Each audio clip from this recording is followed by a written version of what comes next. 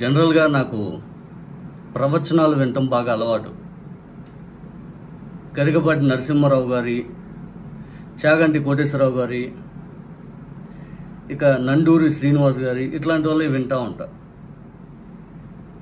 కానీ చాగంటి గారిని అప్పుడు టీటీడీ సలహాదారుడిగా మనం ప్రభుత్వంలో ఉన్నప్పుడు నియమించారు. దానికైనా మీకు ఎప్పుడు కావాలంటే అప్పుడు ఎటువంటి సలహా అయినా కానీ దేవుడి దగ్గర నన్ను నియమించిపోయి నేను సలహాలు అందిస్తాను. ఇప్పుడు ఉన్న పరిస్థితుల్లో నాకు పూర్తిగా ప్రవచనాలకి కాలమే సరిపోతూ ఉంది. నేను తిరుమల దేవస్థానానికి వచ్చి అక్కడ పూర్తిగా ఇప్పుడున్న సమయం నేను కేటాయించలేను, కనుక ఈ పదవి నాకు వద్దు అని చెప్పి జగన్మోహన్ రెడ్డి గారిని కలిసి చెప్పినప్పుడు కూడా పెద్ద ఎత్తున తెలుగుదేశం పార్టీ వాళ్ళు దుష్ప్రచారం చేశారు. దాన్ని చాగంటి గారు పలుమార్లు చెప్పకనే చెప్పారు, అది దుష్ప్రచారం, జగన్ గారు నాకు ఎప్పుడు గౌరవించారు, నేను ఆ పదం స్వీకరించడానికి ఇప్పుడు ఉన్న సమయంలో భావన నా వల్ల కాదు, తర్వాత నేను స్వీకరిస్తా అని చెప్పారు. దాని మీద దుష్ప్రచారం చేశారు. ఇంకొక ప్రవచనకర్త మన ప్రభుత్వంలో 2022లో ఆంధ్రప్రదేశ్ నుంచి మన ప్రభుత్వం నామినేట్ చేస్తే పద్మశ్రీ అవార్డు గ్రహీతగా 2022లో గరికపాటి నరసింహారావు గారికి అవార్డు వచ్చింది. బహుశా ఆయనకున్న మేధస్సుకి, ఆయన మాట్లాడే విధానానికి ఎప్పుడో చంద్రబాబు నాయుడు గారే ఇప్పించవచ్చు ఆ పద్మశ్రీ. మరి చంద్రబాబు నాయుడు గారు ఆ పద్మశ్రీ మరి ఆయన అప్పుడు నామినేట్ చేయలేదట్టుంది. జగన్మోహన్ రెడ్డి గారు పాపం నిజమైన వ్యక్తి ఏంటి 5 అని చెప్పి కష్టపడతాడా, చేయండి, బాగా మంచి వ్యక్తి 5 అని చెప్పి నామినేట్ చేసి ఉంటారు.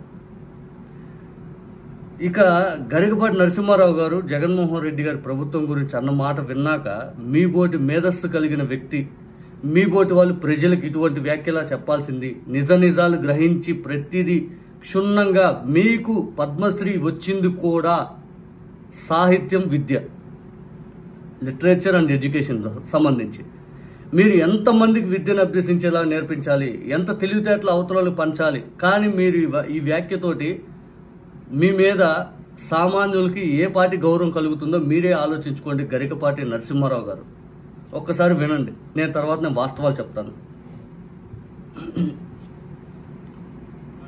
ఎటువంటి దుర్భిక్షము రాకుండా సుభిక్షంగా వర్తిల్లుతుంది. మళ్ళీ ఆంధ్రప్రదేశ్ రాష్ట్రంలో ఎటువంటి దుర్భిక్షము రాకుండా సుభిక్షంగా వర్తిల్లుతుంది, అందులో సందేహమే లేదు. అయినా సుభిక్షంగా వర్తింపజేసేటువంటి అద్భుతమైన నాయకత్వం మనకి ఏడాది క్రితం లభించింది. అదృష్టవంతులం.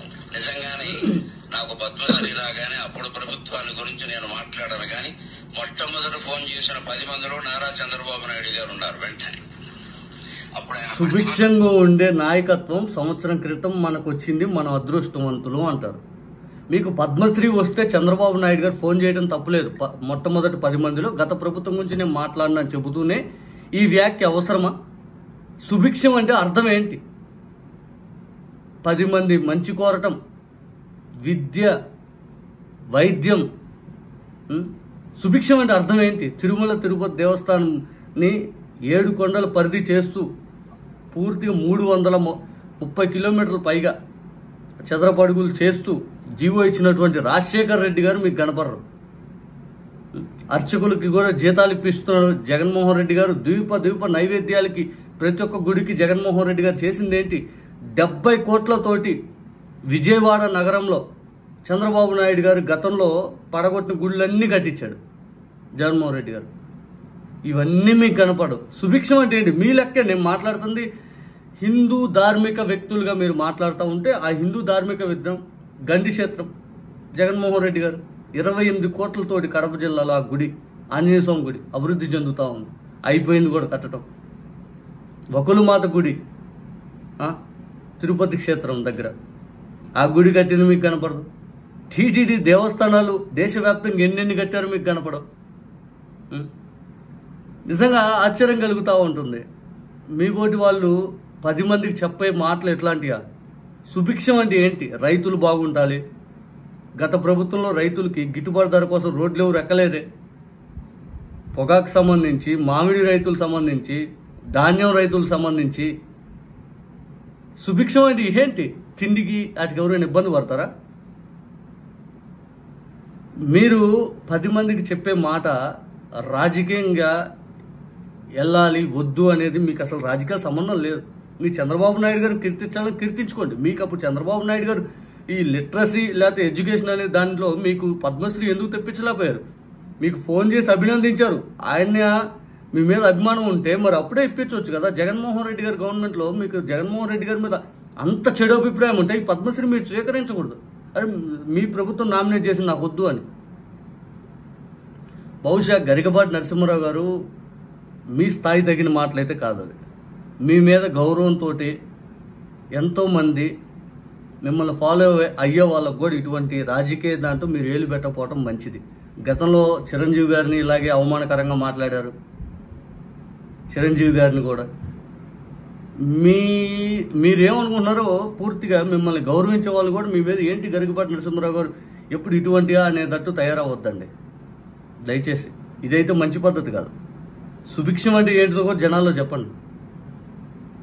సుభిక్షం అంటే ఉన్నతి స్థితికి ఎదగడానికి పేదలకి అండగా ఉండే సుభిక్షం కదా. రైతులు ఎంత బాగున్నారు, విద్య పేదలకు ఎంత అందింది, వైద్య వ్యవస్థ కోసం ఎంత హక్కును దగ్గరికి వెళ్ళిపోయింది, ప్రతి ఒక్కరు బాగుండేలాగా ఇదంతా మీకు సుభిక్షంలాగా కనపడాల. బహుశా మీ సుభిక్షం అంటే ఏంటో మరి మీ మాటలో మరి ఎలా కనపడతాదో తెలియదు. చంద్రబాబు నాయుడు గారు ఉన్నప్పుడు కరువు వస్తుంది చూడండి, వర్షాలు పడక, అదేం మీ మాటలో సుభిక్షం అంటే. మేమే 2002, 2003 ఆ టైంలో నూకలన్నం తిన్న ప్రాంతం, నీళ్లు లేక కరువు నేల. బహుశా సుభిక్షం అంటే ఏంటో మరి మీరే క్లియర్గా చెప్పాలి.